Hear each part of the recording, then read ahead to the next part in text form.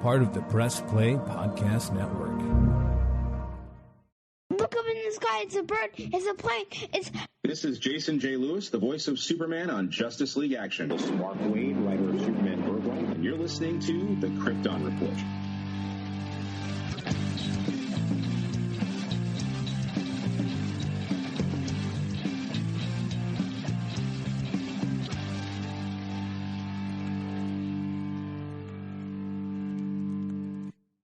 Welcome to the Krypton Report podcast, the only podcast you need because that's what we say it is, but it's not true. How are you doing? Because guess what? I'm doing pretty well, and I'm your host, Tyler, the Superman of Blue, the man of tomorrow, and with me is that lovely man with a beard, like a real man, Mr. James Cole, the Superman of Red. Hey, I have a beard now. That's peach fuzz. I'm gonna start Screw you. I'm gonna start muting his cheeks. You know what? I give you, and I'll be the one that controls. I give you props for. And that voice you heard is Bryan, who now has a beard. I have testosterone. I mean, I have to get it out of my wife's purse, but I have some. So the boys are back in town, guys. The boys are back in town. And we're here with a little bit of news and to review the new DC animated film, Green Lantern, Beware My Power. But first, we got a couple of things to take care of news-wise. One thing we missed last week when we did our Comic-Con chat was they announced, and there's a trailer for it, Milestone. There will be a documentary drop on HBO Max about Milestone Comics. And Milestone's making a big comeback in a lot of ways. Big respect for that. Big respect. And yeah, for real. And you know, like I've said, is I think instead of branching off the Milestone characters, just launch a Milestone universe show. One show that will feature all the characters, almost like an anthology show. They're all in the same universe. And just be like, call it, Milestone. Who's all in Milestone? We got Hardware, Icon, Rocket, and Static. Okay. Static. Well, at least Static's my favorite of the group, I must say. Those are the big four, I guess. Right. Well, they had Static and stuff in the I read a bunch of Icon last year, and I know they've got Rocket and they've had Rocket and Icon and Young Justice, so they've utilized them well. Yes, they have. So I look forward to the documentary. Years ago, I bought on AMC. There was a series. Robert Kirkman's Secret History of Comics, where it was like a documentary series, and every episode was like a mini documentary about a different thing in comics. And I ended up buying the whole season. It was only like 8 episodes or something, and the one was on Milestone, one was on Image, one was the history of Jerry and Siegel and Joe Shuster, one was on William Marsden, and I'm trying to remember what the other one was. There wasn't that many, and there was only one season. It was kind of a bummer because it was a really cool show. Yeah, the Milestone comics are saved on a list on my DC Universe. I haven't really been able to read much except for a few books that I buy and that we talk about here. So my reading has actually gone very down. But yeah, I definitely got those Milestone books because they've relaunched Milestone. With the comics, and those I don't think are waiting 6 months to go to DC Universe. When those come out, I think they're available on DC Universe at the time. I need to check my DC Universe. I'm behind on some reading. All right, so the next big news piece is we are approaching the 30th anniversary of the death of Superman, and there will be who the heck's Superman? He's this guy who flies around with a red cape. He's more than a man in a silly red sheet. He's more than a man looking for a dream. Hasn't he died like 67 times in the past 20, 30 years? There's only been like one death because every other version's been like some off-planet, like other Earth version that actually mattered. It happened in the 90s. You'll read about it sometime, Bryan. Well, I'm currently reading Infinite Crisis. So reading that little bit of really how Superman came back for real, and that part's pretty cool. But Yeah, I've recently become like really interested in the story and story arc of Superboy Prime. Just throwing that out there. Just reading some of that stuff. But yeah, it's going to be, is it 3 or 4 stories? It's going to be an 80-page special. Four with stories. With the original creative team back to write them, which is exciting. And yay, Dan Jurgens! We love Dan Jurgens. Yeah, it was like 4 stories, and it's like 4 different perspectives on the death of Superman. So, like, I know one of them... The Life of Superman by Dan Jurgens is a young John Kent finds out in school that his dad had died years earlier, as his parents never told him about that fateful date. In the midst of dealing with this emotional news, John and Clark need to team up to fight a new villain connected to Doomsday called Doombreaker. Standing Guard by Roger Stern is the epic battle between Superman and Doomsday from the Guardian's perspective. Time by Louis Simonson, the story of how the death of Superman looked from John Henry Irons' perspective. That's going to be exciting.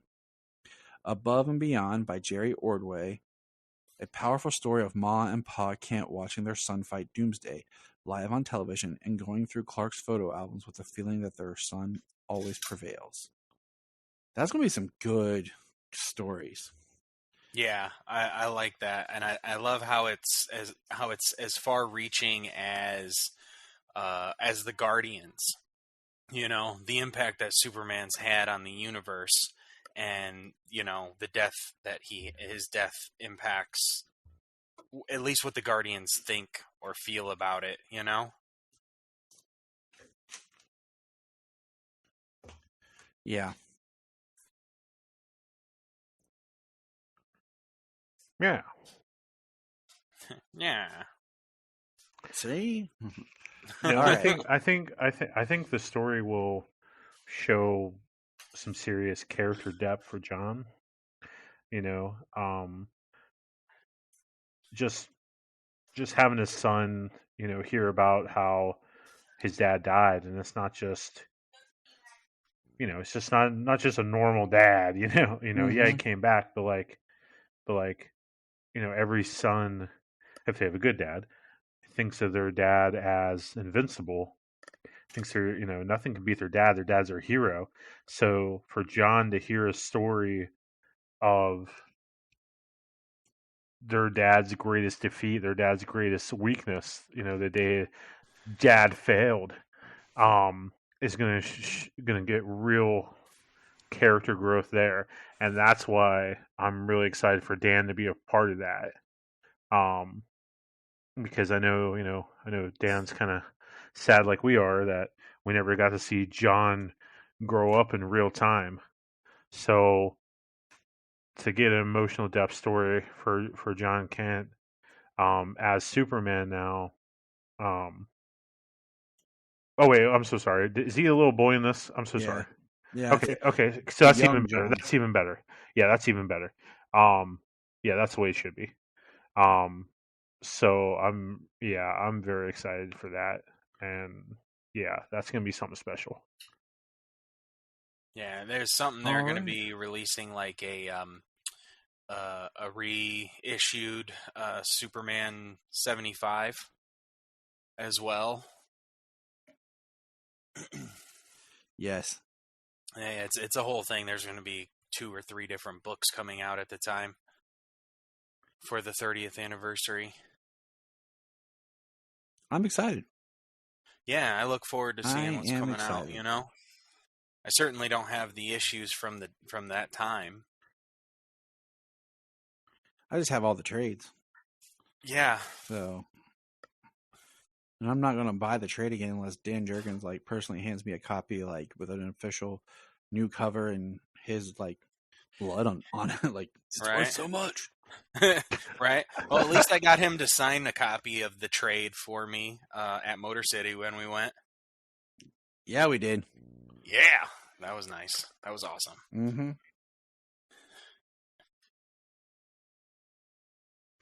So, All right. Is there anything else of importance? Let me see. Oh, yes.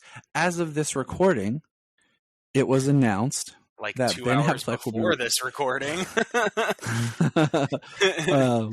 Ben Affleck is back as Batman for Aquaman 2.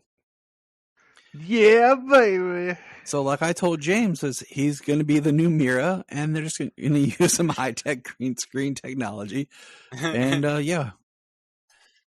Yeah, Well, at least they'll have chemistry. Yeah. Well, when I saw it earlier, it was a rumor today. Earlier today, I was like, "Oh, I wish this was true." And that's when you're like, "Yeah, he's going to be Mira." But we get the announcement there, basically coming from Jason Momoa posting it on his Instagram. Yeah. That he's going to be there in Aquaman 2, which is amazing, you know? I mean, he wasn't supposed to, his last appearance was supposedly supposed to be the Flash, you know? Mm-hmm. But I the mean, Flash like I is now said, later next year. So this technically... I mean, it technically happens before? Question mark? yeah. I'm gonna say Like- say this happens before Flash. Like, so does he get more time, or Flash is he has been. I'm sorry. Flash has been moved to. I mean, Flash moved once again. It's coming out June 2023, June 23rd, 2023, and then this movie comes out November 2022. No, Aquaman comes out in March. Yeah. Yeah, Yeah. Black Adam's coming out. I'm messing that up with the original date for Flash. My apologies. Yeah. Yeah. What they did was Aquaman was supposed to be December of this year, and Shazam was going to be spring of next year. And Yeah, they kind of just same time it released. Excuse me, the first one. They moved Shazam and Aquaman. They flipped them, and then put the Flash out in June. Because it was going to be awesome. It was going to be Black Adam in October. Well, that was back when Black Adam was supposed to come out in July? Yeah, July, I believe. We should have already seen Black Adam, and that's when Super Pets was supposed to be out in May. And everything got pushed. But yeah, so I would say Aquaman 2 takes place before the Flash, and I'm wondering if this is a retooling of maybe some scenes that would have had Mira. So instead of trying to recast around, they're going to use Batman in a role or something. Because we know that they're trying to figure out what to do about Mira. Well, the biggest thing I think here is Ben was done, right? Yeah. Ben was done playing Batman. He was done after Justice League. My freaking heart. He was done after that horrible studio cut.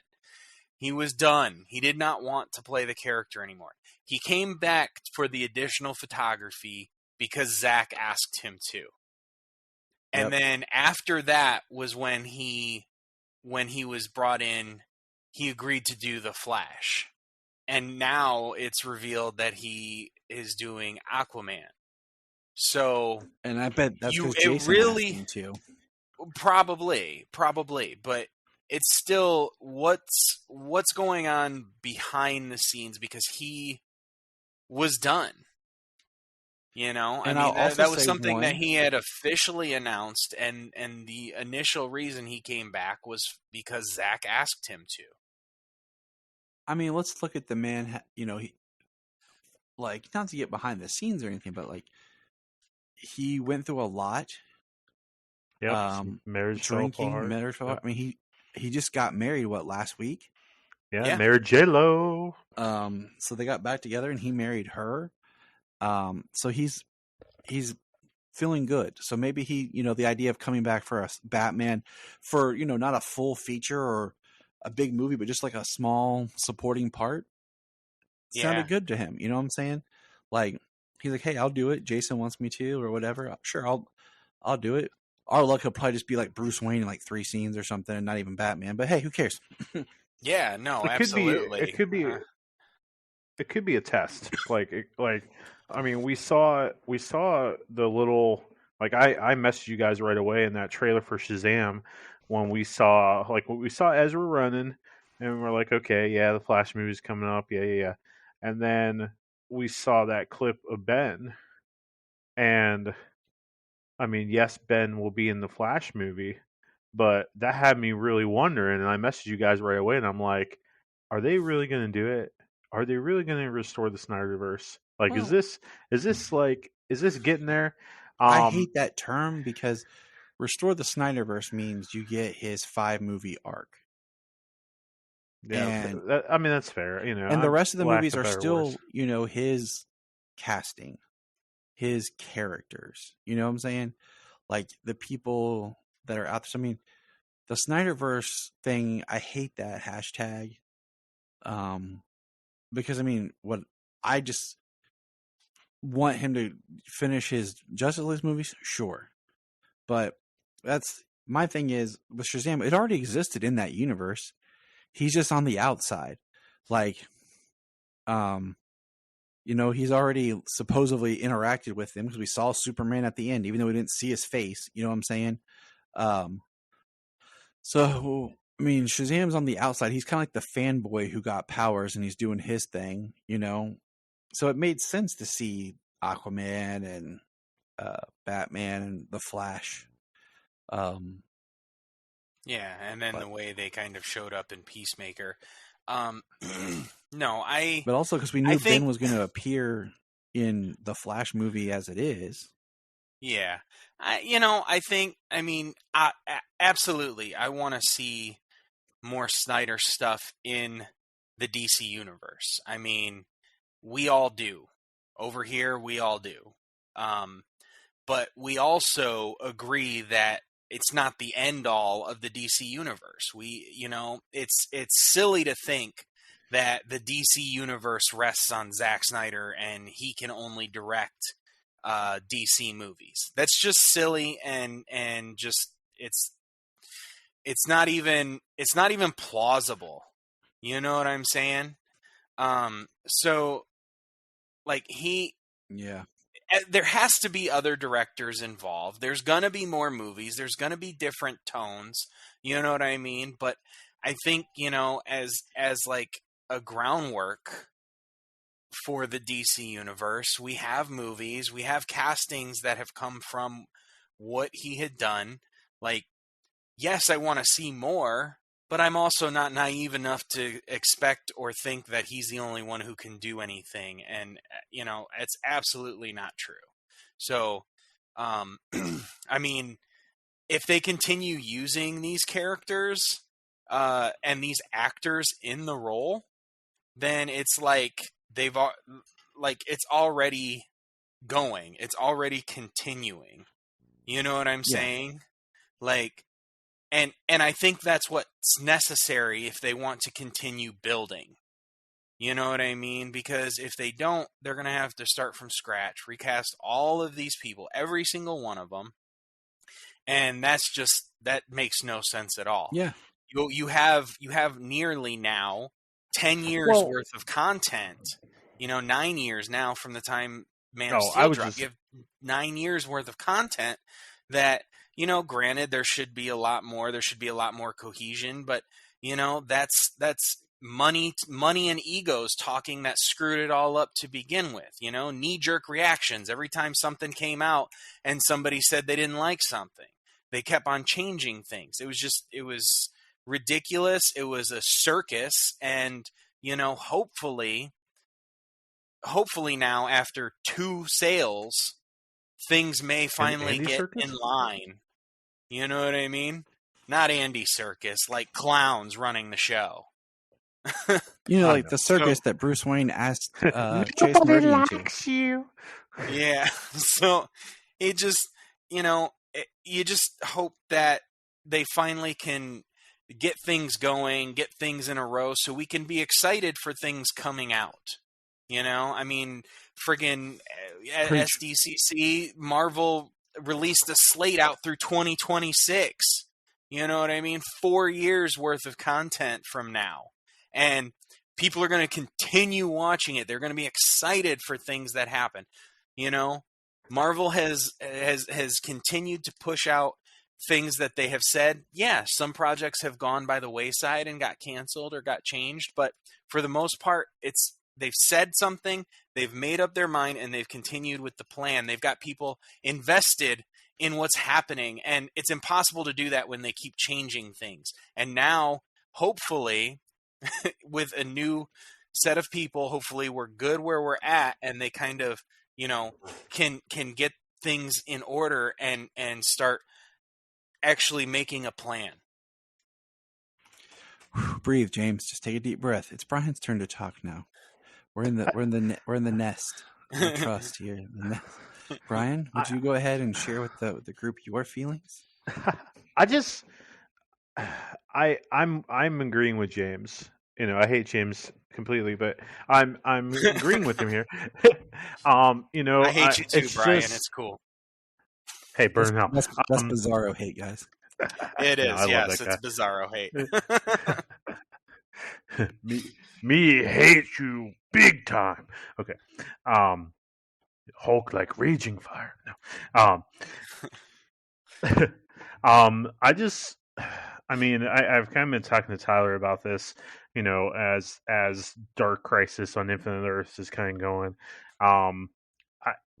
My main issue, I for lack of a better term, I know I said restore the Snyderverse, but the main thing is, Marvel just had somewhat of a plan. They stuck with it. Yes, some things have gone on the wayside. Yes, it has. COVID kind of really screwed with some things and all that. But they've made a plan and they went with it. And we had no idea watching Phase 4 really kind of where they were going. We had some ideas, and now me as a comic nerd that reads more than DC. No, I'm just kidding. I know where they're going. But with DC, it's tough to be a DC fan because they make something and then they just don't stick with it.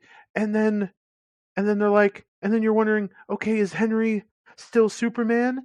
Are we getting somebody else? What the hell is going on? Will you just give us some info so we can move on? If he's not going to come back, just tell us he's not going to come back. Tell us you're going to recast. Well, like we said, give us something. This is only a 3-month-old company.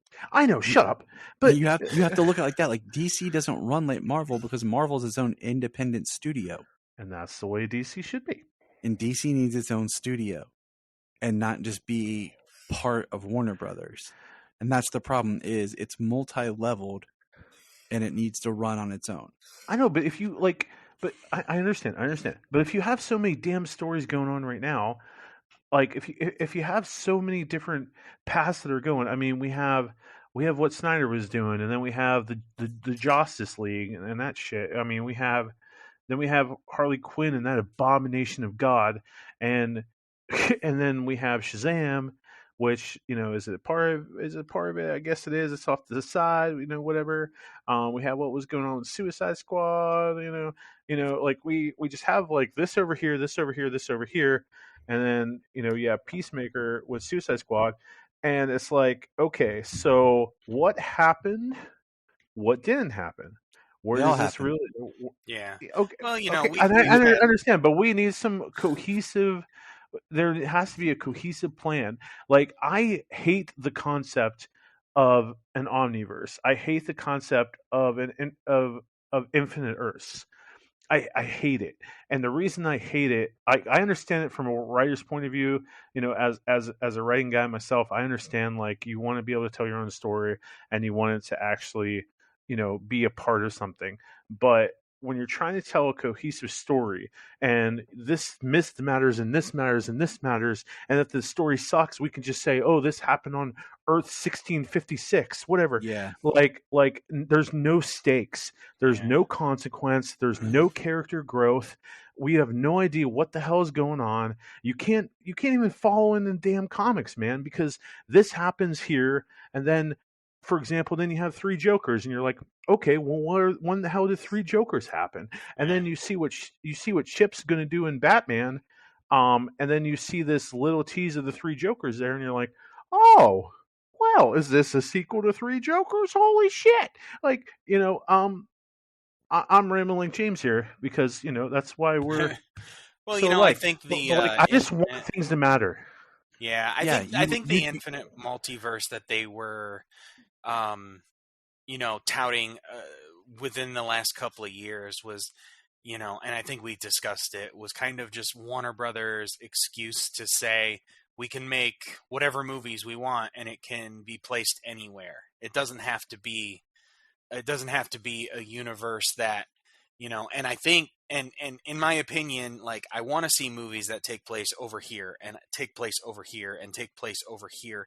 Like, everybody have their own corner of the world, but when something happens, it can come together. You know what I mean? Like, when we're talking Yes. about a film universe, because a film universe has to be a little more structured. Comic books, they can take place. What's the idea when you're writing comic books? There is no present. It's either happened or it's happening, or it's going to happen. Yeah. Yep. That's how you write comic scripts. So it's different. Like, when you talk about comics and the multiverse, and then movies. That was just an excuse that they used to say we can make whatever movies we want, and it can be connected or it can't. You know what I mean? and that's fine. And that's fine. Like, you can have Joker over here. You can have you can have Shazam over here or whatever. But but in this DC world, man, like, you can't have a Superman cameo at the end of Shazam, and then you just leave it at that. Mm-hmm. And we don't know, is that Henry? Is it someone new? Like, and it's been years. And I read an interesting article the other day. I think it was on on CBR or something like that. But it said, could Discovery cast Tyler as Superman in the movies because he does not cost as much as Henry?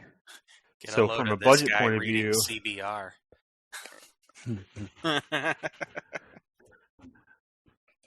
I mean, do you even read anymore? Don't you just like look at Muscle magazines and the pictures and comics and be like, Muscle magazines look at him. okay, I'm done. I got nothing. I got nothing to that. I got no comment to that. But no, I get what you're saying. Like, yeah, I mean, you could put Tyler out there, and he would do an amazing job. But once again, like, is it going to be a new version of Tyler? So, like, the third Tyler Superman we meet? Hopefully with a good suit. Oh, you'd have to. Because, well, I mean, you have to. The guy, there's a reason his suit looks the way it does. I mean, the guy is shredded. He is in amazing shape, but he is not jacked. He's not very tall. He's not very. He's chiseled. Wide. Chiseled. He is, absolutely. He's in amazing shape. So, I mean, hell, you put Henry across from Ben Affleck, and Batman makes Henry look small. Like, you put Ben across from Tyler, and it's like looking at a kid in a costume.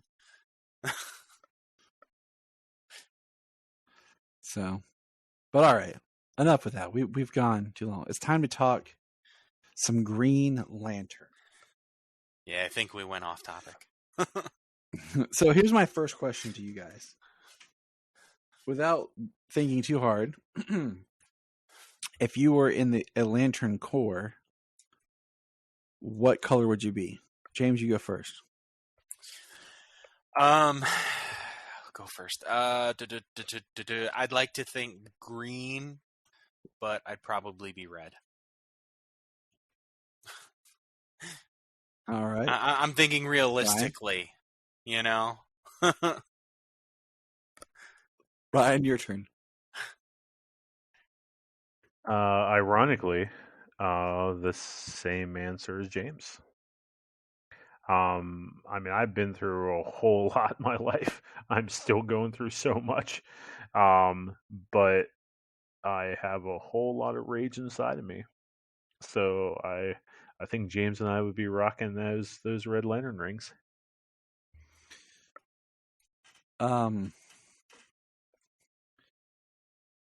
I believe, and I would say this, that I would be blue. I try to inspire hope and goodness in other people, so I lean towards that I would be blue. Jania would be indigo. Compassionate. Yeah. Yeah, I mean, I don't think I'm orange. You know, I mean, I like my things, but I don't think I'm orange. I definitely don't feel that I'm yellow. You know, instilling fear in people. I think everybody has their own fear in themselves. I mean, yeah, I would think that maybe I could go green, but I also, you know, I've always had a temper that I've worked on my entire life. So, well, maybe since I was like 11, 12, you know what I mean? When you realize that you kind of have a temper, when it's possible to realize that you do get angry at little things. So yeah, I think, well, like when I almost broke my finger, like that pain came out as rage. Like I was mad. So it's a good thought. It's a good, like, looking at yourself, like, introspective thing.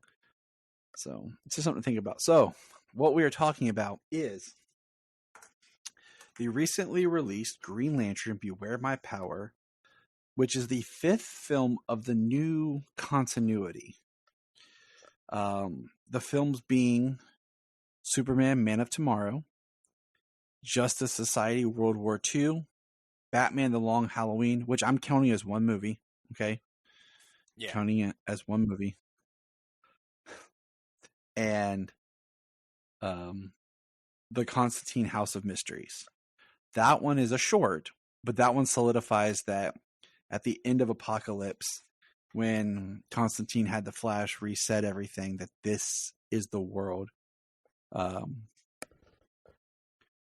that he created, that the Flash created.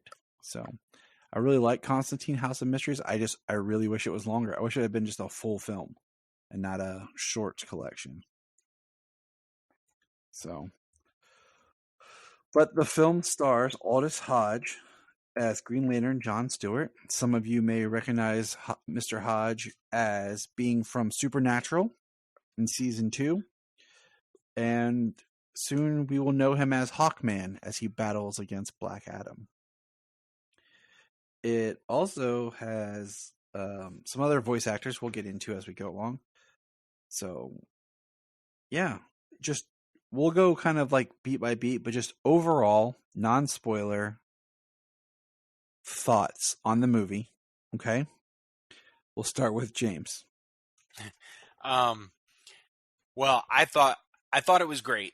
You know, I like that we got Green Lantern and Green Arrow traveling. You know, that was pretty awesome. Some other characters had popped in there. You know, I think compared to like an intro into this as the live action movie was introed, I think they did it so much better this time around. The mystery in space, you know, kind of doing the detective work. Yeah, it was really good. I had a lot of fun with it. And I liked the cast of characters that were used. if I try to really talk about it more, I probably start getting into spoilers. All right, Brian, you go. Can't spoil it, right? Not yet. That's why we say no spoilers. Yeah, I think Brian's got more to say on it than me.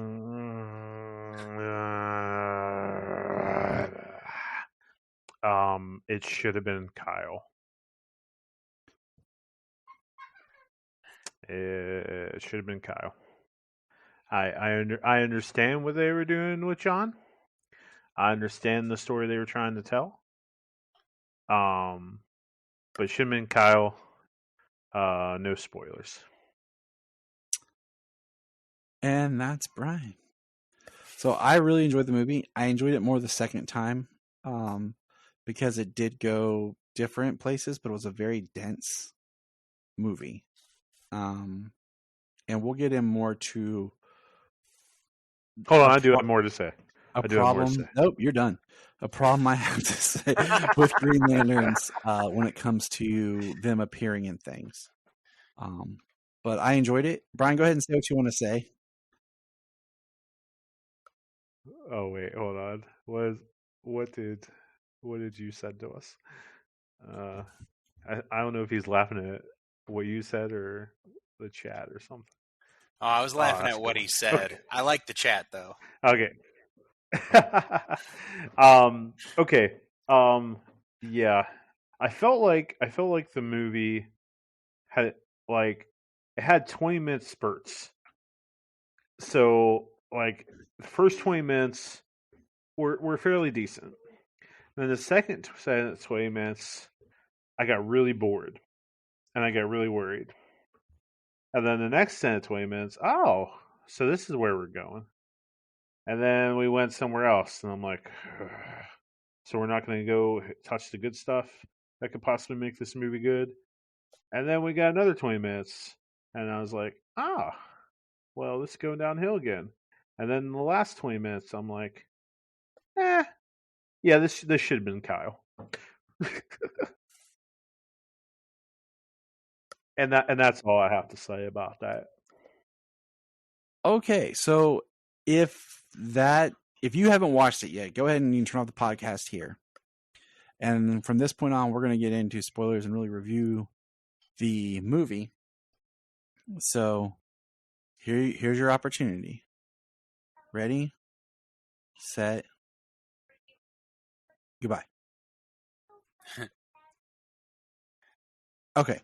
So if you're still here with us, we're going to talk about it in details. Like I said, it did just come out. I know that some people now with these films wait till they hit HBO Max.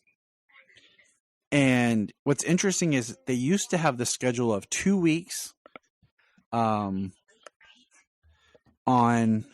digital, then physical, and then streaming on HBO Max.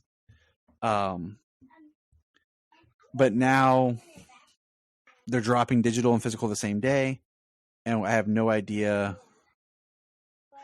what the schedule release is for like HBO Max. But anyways, so I know Brian's biting at the bit, and we're gonna get there. Brian's at home whittling. I know what Brian was saying about Kyle. I get it. But my issue is it seems like it's very hard to do something with a Green Lantern in a film and make it about that Green Lantern without borrowing elements from other Green Lanterns. And it feels like a lot of times Green Lanterns are amalgamized. Well, give me an example. Well, wasn't Kyle like the guy who he was the last lantern holding the light, and it was his job to, I don't want to say rebuild the Lantern Corps, but it sure was. Was and it? That's what I'm saying. And that's what I mean. Brian had much more to talk about because he knows Green Lantern way better than I do, and Kyle is his favorite. So Kyle is my favorite.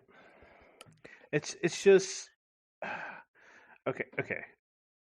Like, it's not hard to do a Green Lantern story with whatever character you're using. Like John is a soldier, so having in this movie going into that soldier aspect of the Rand Thanagar war and him not wanting to kill, and then he kills anyway, whatever. Well, And no, then, I mean that was his PTSD from the war, the whole that thing, seems like a story element. That seems like a story element from New Frontier that Hal had there. Yeah, it does. With the knife and the chest. So let's give a quick summary so we can really dissect it here. Should have been Kyle. I mean, it's every single part of that freaking movie was a Kyle story. And that's what I was saying. Like, you're taking a character and giving them another Green Lantern story. Like, it's bullshit. So it starts out, we see John as a sniper. He's a war sniper, and all of his platoon is killed, and we see him get stabbed through the hand, and then it cuts to it's a PTSD flashback. We see a scene of him fighting some people in the alley, some guys who are beating up a bum. About to kill him. As they poured gas on the bum, and then he's arrested by the police, and they let him go. And then Ganthet crashes. And so Ganthet crashes, and the ring is given to John, and Ganthet disappears. And then John goes to the Justice League Tower, which gets him where he runs into Martian Manhunter, Vixen, Green Lantern, and it starts them on a quest to figure out what happened. They end up Green Arrow. They go to Oa, then towards Thanagar, Rand, and we are introduced to a whole cascade of characters. And then at the end, John is tasked with rebuilding the Green Lantern Corps. And like Bryan has pointed out, that is a Kyle story. So just without saying like it should have been this or should have been that, think about it as it's a rebooted universe in an ongoing comic universe. Yeah, I think where time is passing, or you can't keep saying it should have been Kyle. All right, that'll get real boring. Because it's on the record. It's on the record. Did we get John in the previous continuity? We did. I think we did. Did we get Kyle? So, no, not that I recall. I don't remember. So we did have Hal, and then there was John there. Definitely. Like I think in this universe, like, we talk about a whole host of characters, So in this movie, we get Martian Manhunter back. We haven't seen him since Man of Tomorrow. We see Vixen. We get introduced to Vixen. We get introduced to a Green Arrow. We get introduced which we were to teased. We were teased Green Arrow at the end of Long Halloween. Right. I believe they did say something. Remember, he shows up with Flash at Batman's house. Yeah. In the post-credit scene. Yes. And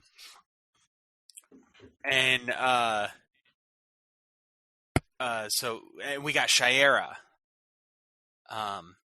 We get Adam Strange, which is really cool. Is something I'd like to discuss when we get to him.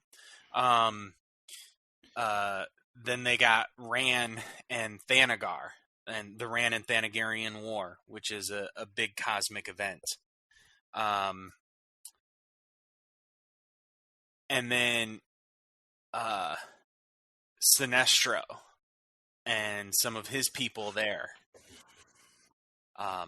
Then we get Hal. We see Hal, who is believed to be dead throughout the majority of this movie.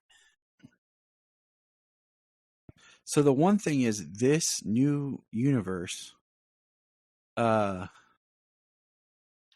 is moving at a faster pace where a lot of stuff's happening that we're not privileged to. Yeah, like the Justice Okay. League So is Green around, and there's a watchtower.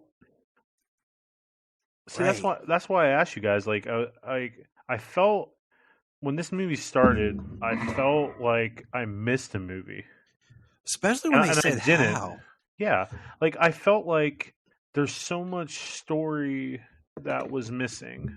Like we see Vixen. I don't remember Vixen in another movie. Nope. Green Arrow. We saw him at the end of Long Halloween, which that's the research I was doing. I was trying to see if there was a post credit scene that I missed, Nope. but just at Long Halloween with the Flash and stuff. Super and then Man of Tomorrow. You had Manhunter in there, but the talk of making a club or whatever was in Justice Society. Mm-hmm.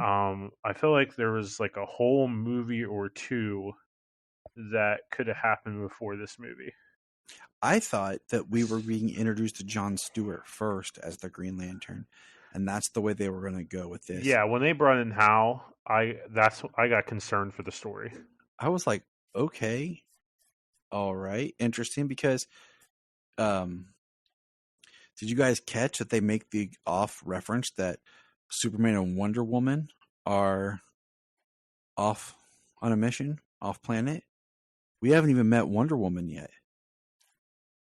Oh, did they? That must have been something Yeah, I missed. yeah, Because they did. Because I know Martian Manhunter That's said why who a him movie and was missing. somebody else, like the Flash, was capable of. The Flash is on a mission. Yeah, Wonder Woman and Superman won't be back till next week, and Batman's done one of his disappearing acts. yeah. So Martian Manhunter was the only what they one say. who could administrate. That's why Martian Manhunter said. Watchtower. But I found it interesting the fact that we have not met Wonder Woman yet, and she's mentioned off screen. I do find that interesting. One thing that I have enjoyed about these series of movies is there is an entire world, an entire universe of things happening around, and we're only privy to the story we're being told. Mm-hmm. You know, I would like to see anything. more. Yeah, I would like to see more of what's happening, but I like that idea of, a lot of stuff is happening with everybody else. They're all doing their own thing. So, you can't always have Superman there to be the big hitter and save the day, because he's doing that someplace else. Now, I know Bryan makes a valid point about it's, they're taking from Kyle, but I mean, Brian's always right. Look what they did to Kyle in Superman the Animated Series. It was Kyle Rayner, but he had Hal Jordan's story.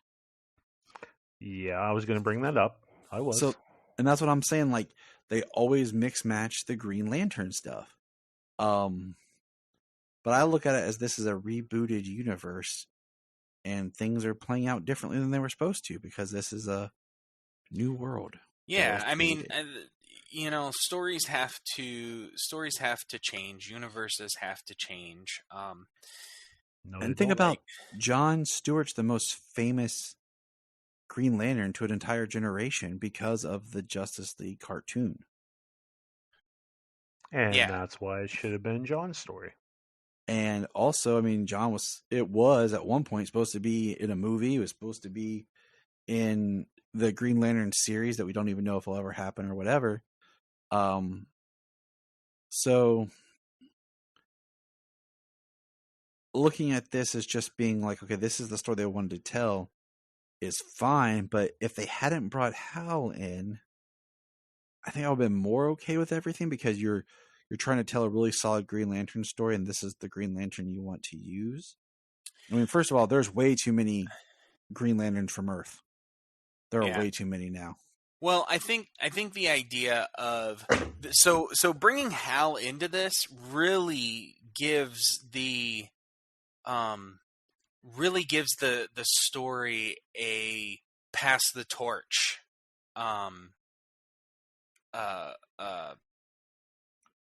device. It's a funny really you say strong pass the torch story. It's funny you say pass the torch because you know who the torchbearer is? It's Kyle. Oh God. He runs the Olympics, but Kyle hasn't been created yet. That's the whole point. Like, you have to keep looking at this universe. Now he's Jon Stewart. Doesn't have Kyle. It's a film adaptation. Okay, let me break it down to you.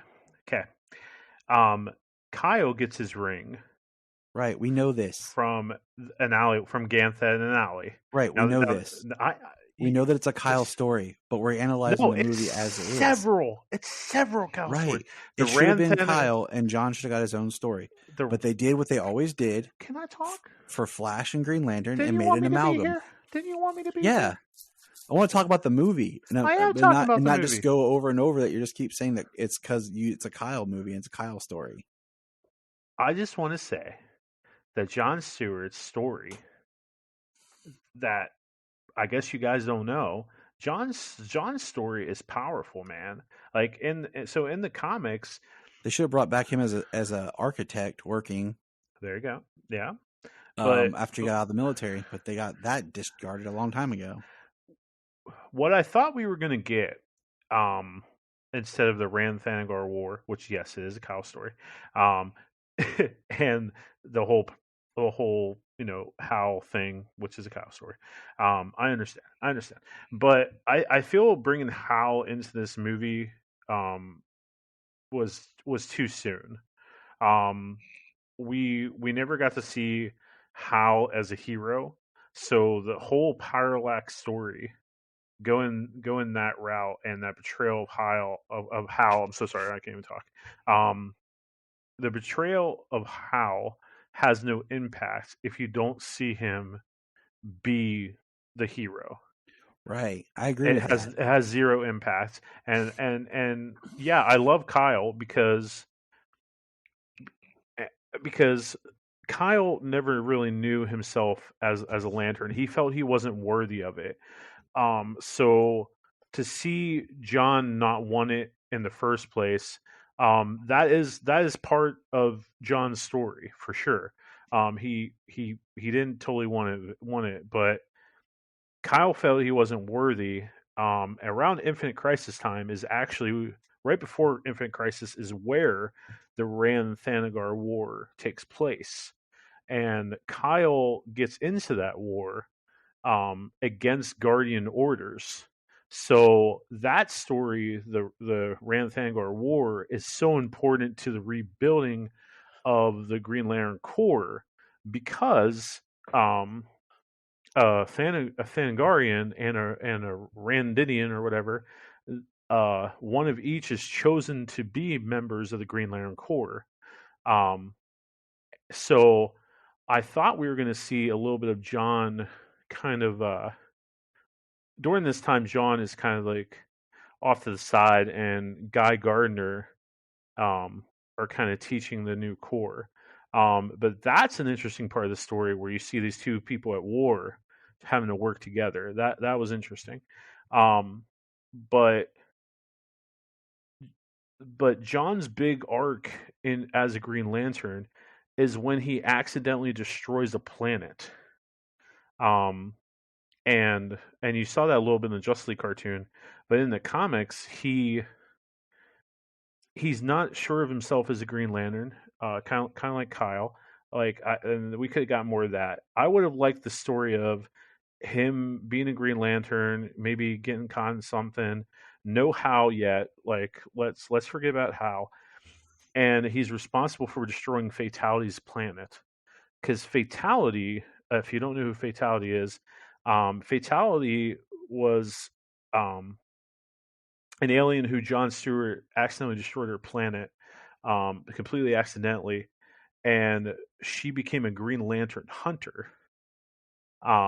And you get this whole story arc alongside of Kyle's story, kind of leading into Hal Jordan coming back, of John having to face that guilt, and it actually made him paralyzed, and he couldn't walk because he held on to that guilt in his mind and his willpower. Like his defeat was so strong that he couldn't walk, and Kyle had to go in there and kind of release that guilt and have him realize that he is worthy to be a lantern, that even though we make mistakes, that we're still worthy of being a hero.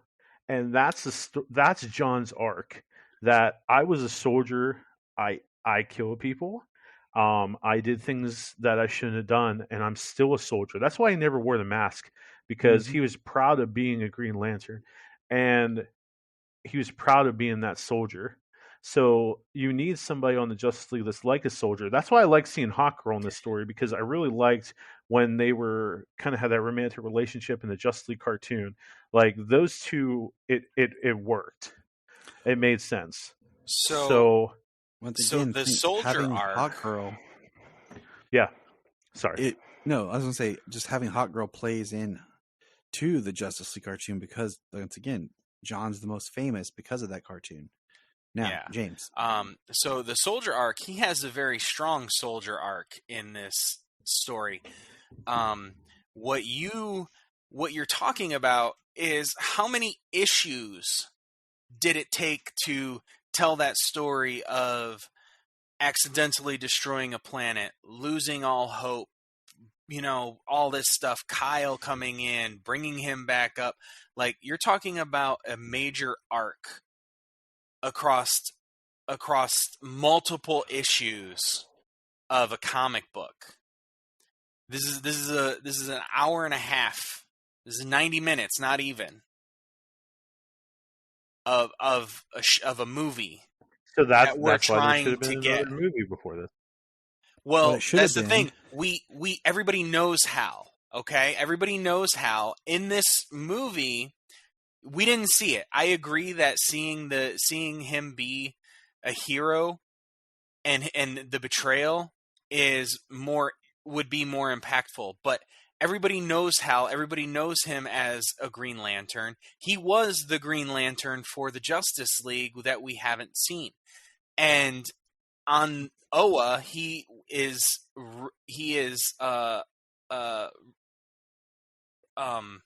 known as and collected as the greatest Green Lantern in the universe. Like, they put that out there. We know this. They put it in there, and we know this going into the movie. Even though it's not something we've seen in this universe, this is something that we know. And I think they expect that the people who are watching it know this. Especially when they tell it to you. It's like shortcuts. Like, you can build your own thing, like, in your mind. Like, you could almost just say that Hal Jordan's story was Green Lantern First Flight. Like, I'm going to rewatch that one, I think. That was soon. a great one. That was a great one. You can almost say that's the Green Lantern of this. Huh. And then this is, it really could be. Green Lantern First Flight could be the beginning of Hal Jordan's story, because what I said I wanted to talk about with Adam Strange was this Adam Strange is the Adam Strange from the DC Showcase short. This is the same guy. He's got the scar. He's wearing the same clothes. He's got the same hair and beard and jetpack. This is the same Adam Strange from the DC animated short that came out a few years ago. So, like where he loses his family. It ties in. And he's drinking on that planet, and he ends up saving people and stuff there, and the Zeta Beam finally comes to get him again. What that short was attached to what? Oh man, no, I don't remember what it was. Hold on, keep talking. I'm gonna check. But I mean, these are things that we know. So obviously they made a choice on who they want to use, and in many years recently in the past, that's what they've been trying to do. So many people have been trying to get a Green Lantern show off the ground. We got John Diggle, who's like maybe your analog for Jon Stewart on the CW.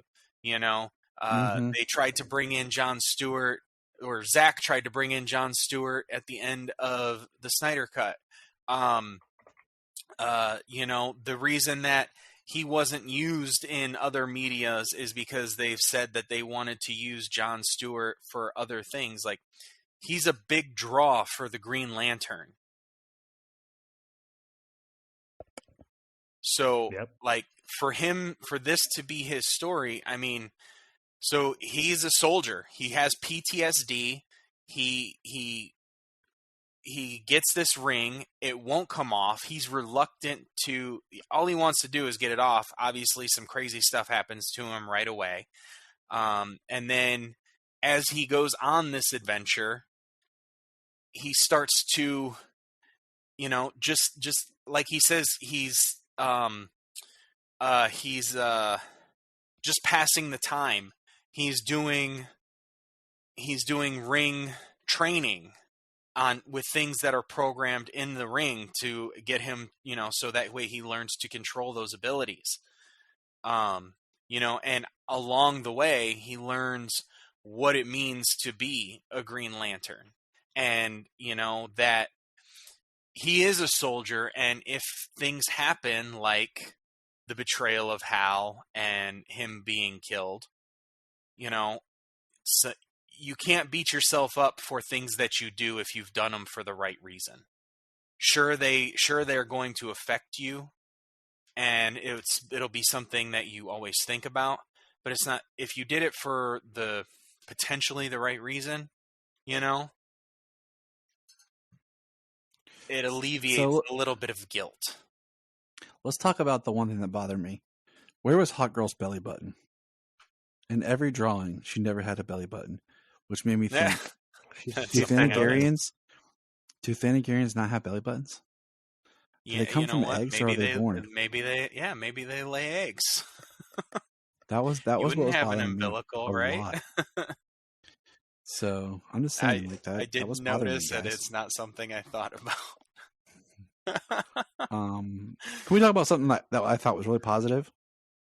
Can we get on the happy train for a minute? Absolutely. I love Bryan, this movie. Is that okay? I would like to talk about this movie and the good and the bad, not just how it wasn't about Kyle.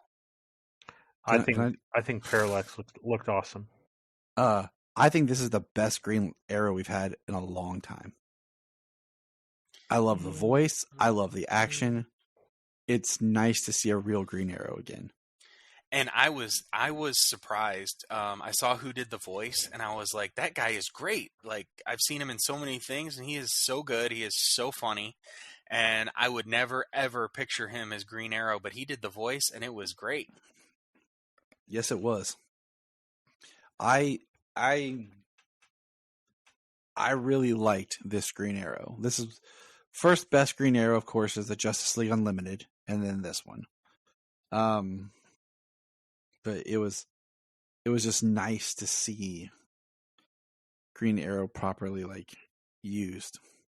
Yeah, and his interactions with John were really good. He's talking about alien tech, future tech. He said how intuitive it is. So just thinking about that, he was able to utilize it just because it's supposed to be easier to use. You know what I mean? It's supposed to be intuitive, him telling John to tell his ring to fly the ship, take us to Oa. Send the coordinates. Yeah, saying that the Guardians don't like humans, and he's like, why? Because they met you? And he said, no, but that's good. And he just kept going. He rolled with it. I loved it. It was, yeah. he agreed with the insult. He's like, yeah, that's good. And I mean, one thing you see is the building of the friendship between Green Arrow and Jon Stewart, and the end where we actually Green Arrow shoots the arrow that kills Hal Jordan, which is strong. What did you think about that, Bryan? Oh, the arrow. Yeah, through Green Arrow being the one that killed Hal. At the beginning of the movie, I kind of felt like Green Arrow was off. And I think I kind of felt that because in the Rand Thanagor War during that time, Green Arrow was a lot more mature and a little different. But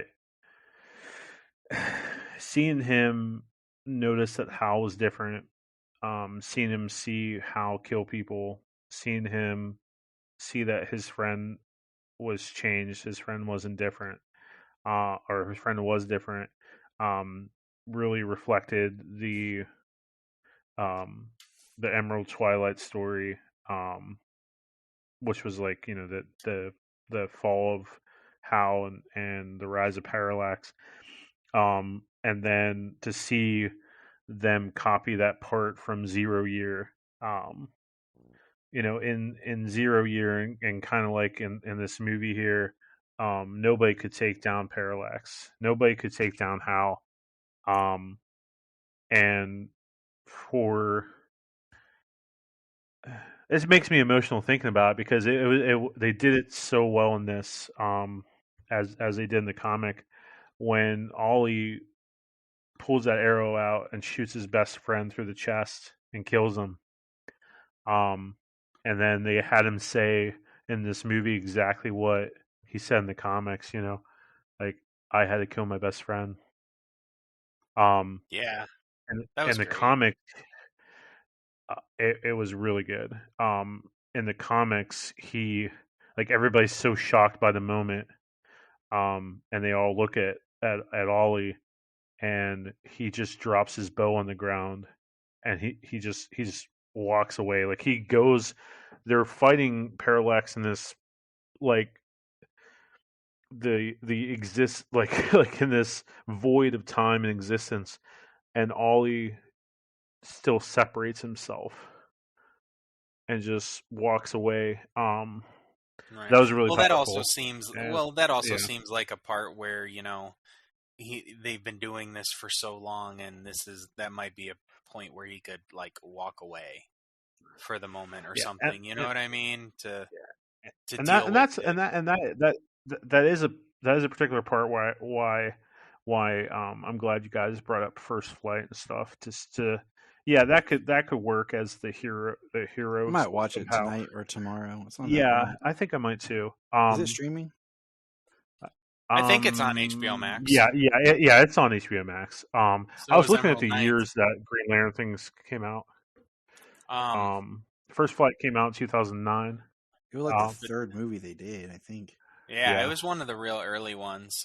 It was really good. Fourth. Really good. Yeah. Yeah, the I also liked how John, like, other than the soldier story and John, accepting being Green Lantern, I really liked how they had him in the trench coat the whole time. Yeah. And then when he fully understood it, like when he said the Green Lantern oath and took it seriously and why it's important and not blowing it off, that was a good moment. I really like that. yeah, because I know I say I'm alone. I'm sorry. I now I'm going. I really like the look of Parallax too. I loved the look of Parallax in this. The green all around, but also seeing the corruption of the yellow kind of pulsate in veins through him. I thought he looked awesome. That was done really well. Yeah, I you agree. talk I about the liked it. oath at the end there. Like, one of the things I really liked with the Green Arrow was where he tells him the oath, and he says, "Say it loud, say it proud." Yep. And then he just kind of Damn mutters right. the oath in there, and it charges up, and he's like, "What kind of hokey lame ass?" Yeah, that was really good. Yeah. And it was Green Arrow. It was Ollie that knew the importance of that and what it meant to Hal. Yeah. And I think I'm gonna probably go back and forth. Just what happens to the dogs? They're alive. What happens to Hal in this? Because like I said, tomorrow I might watch First Flight and then watch this and see if I feel like there's a fuller story there. Because there's nothing connecting to First Flight, so there's no reason it can't be. Yeah, I mean, basically, you get the fall of Sinestro in that, right? Yeah, So I mean that might work really well. I haven't watched Emerald Knights in a long time, so I might end up watching that too. I do want to give a shout out to our man Jason J. Lewis, who voiced Ganthet for all of 2 lines and some moaning. I felt bad he got robbed again, poor guy. But he also voiced Captain Cantus, which had more lines, so that made me happy that he got to do that. Mr. Lewis there, number 3 in the battle of best Superman voices of all time. But so with this film, it's like films that are connected but are very loose, because we could trace changes and stuff in the previous continuity. This is a much looser continuity of films, but we're getting a lot of characters. We're getting how many characters we get in this. So my question is, we talked about last episode with the announcements that the Justice League War World being a continuity film, and we get to see all these characters together that have been kind of here and there. I think that would work. Thoughts?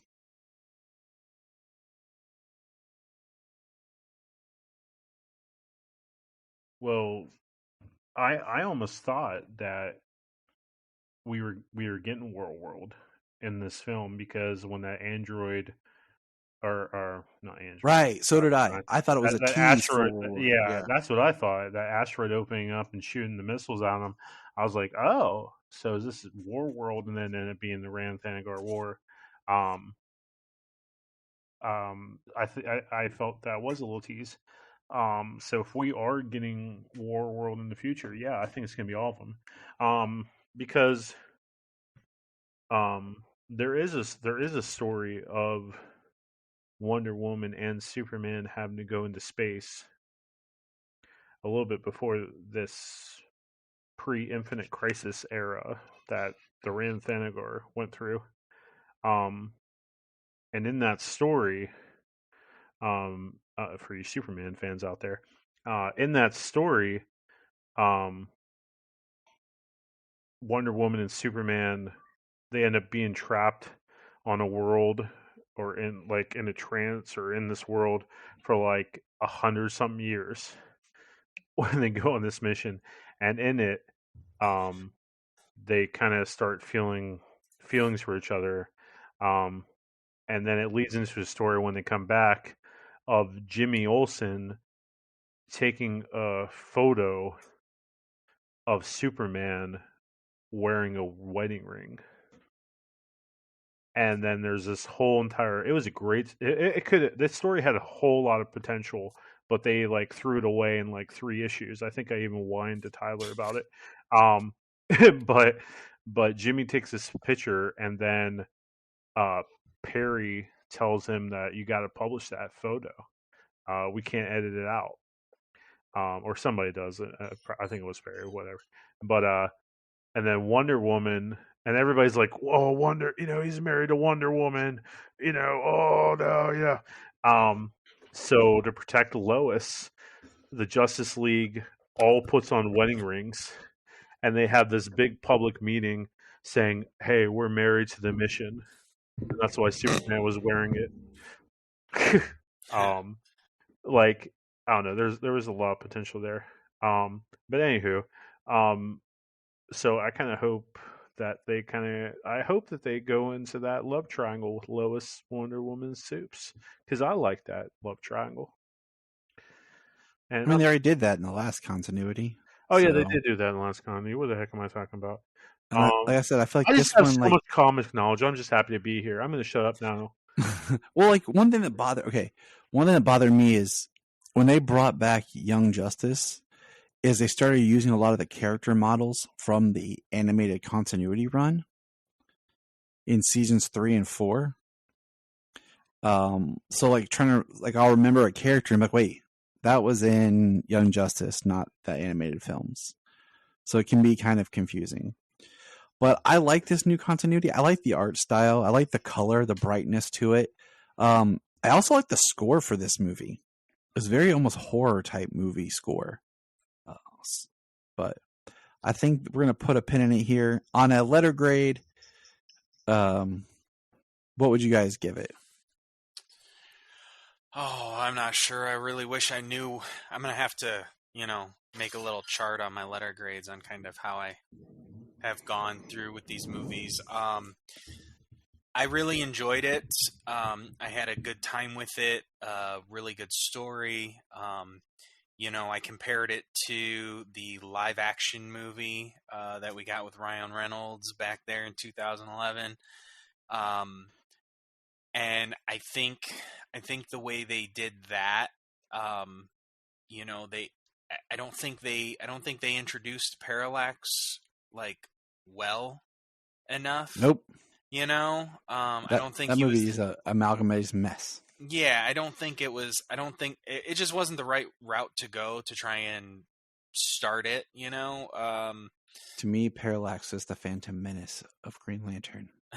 So, and I think this being that story where, they pass the torch from Hal to John here, and by using Parallax to give you that idea, that Hal had gone bad. I think it was done. I think it was done very well. I do agree, a little bit that it was kind of like, if we think about it, back in First Flight and then kind of up to here, like we get some of that story. So I did think that was a little bit of a detraction, like Yeah. that might knock it down half a grade for me. So it was kind of like it kind of came and went. It came in and it hit real fast. He came in, he ended up being the bad guy, and it was over. I do think about when we did Justice League versus the Fatal Five. If you're a Green Lantern, you're dealing with that Jessica, and it's not. We don't get the full Trinity War story thing, and that movie is one of those films that exists where it feels like it's a continuation from the animated series, but it's really not. But you have the animated series as their backdrop in your brain. Right. But even the animated series, we got Kyle Rayner. Then in Justice League, we have Jon Stewart. And then I think there's one episode later where Hal Jordan shows up. Like, as a real quick, blip. I think it's when the android is coming back to Earth. It's some kind of time displacement thing or something. Yeah. And he switches to Hal, and then he's like, yeah, my ring caught me up. And then he switches back. Yeah, exactly. So, even then, we didn't get this, the backstories to these other versions. The one thing is, did you guys notice? Did you see Kilowog dead? I know I saw Tomar Ray dead. Yep, Tomar Ray was the first one that got your attention when you show up on Oa. But I didn't see Kilowog.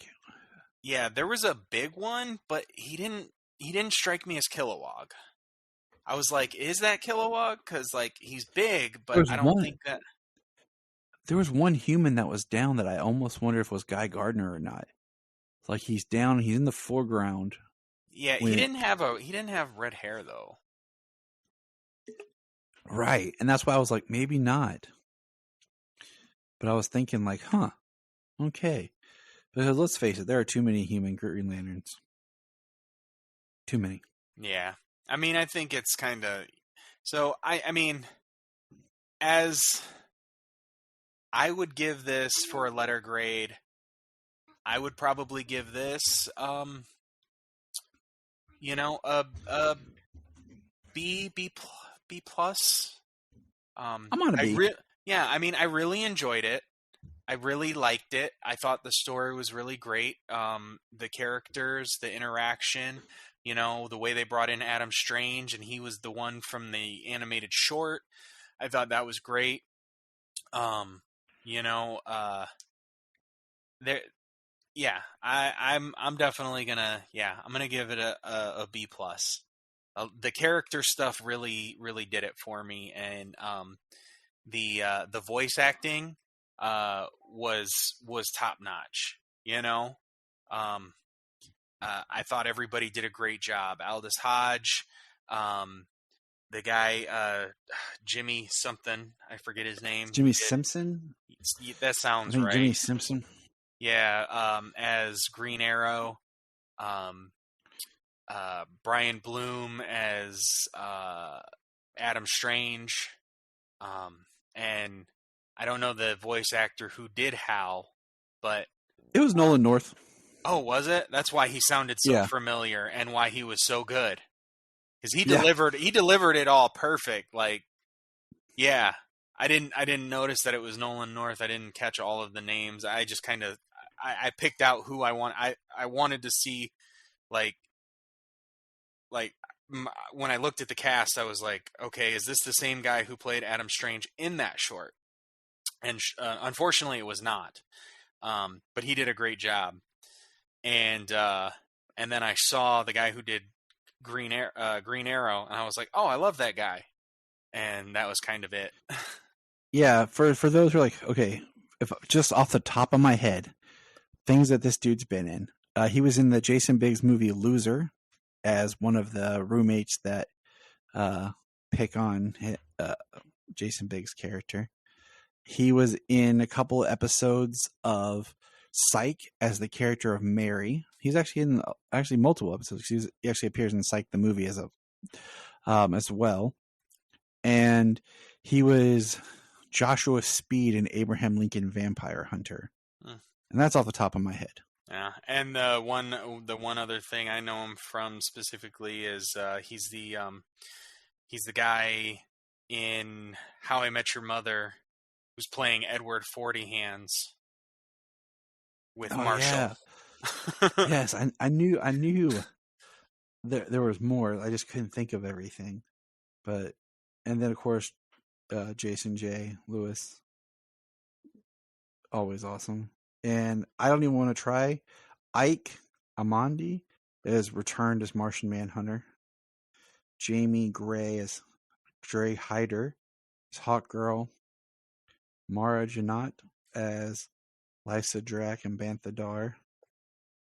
And Keisha Sharp as Vixen. So good. I mean, it was a very good cast. I will say, if just a quick side note, talking about voice acting, I listened to all of Batman Unburied, and the Riddler's voice on that was spot on perfect. I took my free trial for Spotify and listened to it very quickly. So it was good. I liked it, but I will be honest with you, I thought Batman's voice was the weakest out of all of them. I thought Riddler was awesome. But that's just a side note. But so what about your letter grade, Brian? What letter grade would you give the film? What film are we talking about again? Oh, Green Lantern. Letter grade. I would give this one. We're talking about 7 brides for 7 brothers, Brian. Get it straight. Yeah, and each brother's going to get its own letter grade, and then each woman's going to get her letter grade. I'm already going to say Benjamin's an A+, and Dorcas is an A++. Yes, sir. And then Gideon will be a B. Let's be real. All those women would marry James anyway. What do you call it? Daniel would be he'd be the last one. Mormonism? He's the worst. Brother Daniel's the worst. But Letter grade for Green Lantern before we go off on our tangent of our soon-to-be episode. Yeah, I give it a B. I give it a B. All right. So there we go. We pretty much have an average of B, B, B, B, B, B, B, B, B, B, B, B, B, B, B, A, A, A, B, B, B, B, B, B, C, C, C, C, D, D, D, D. If you don't know what I'm referencing, that's good. For everyone out there, thanks for listening. Bryan, thanks for joining us. Find Bryan as Manchild of Steel on Twitter. And remember,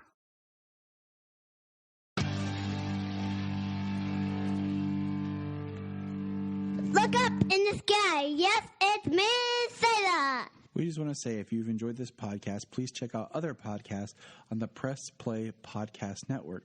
Remember to check out Krypton Report on all social media platforms. Go to linktree.com/Krypton Report. You find all of our information right there. $1 a month, you'll get extra special content that you don't get on the main show, like movie commentaries and whatever else comes out of our mouths. So check it out, patreon.com/Krypton Report. If you are like Tyler and James and can't get enough super talk, check out these other podcasts. Digging for Kryptonite, Supergirl Radio, The Last Sons of Krypton, The Superboy Legacy Podcast, All-Star Superfans, Superman the Animated Podcast, The Aspiring Kryptonians, Always Hold On to Smallville, Caped Wonder, The Geek of Steel, and Truth, Justice, and Hope Podcast. Hey, we're going to press pause and hear a few words from our other podcasts on Press Play Podcast Network. Hello, Brooks here with the Books with Brooks monthly book club podcast. Here's how Books with Brooks works. We read one book a month, and then we talk about it.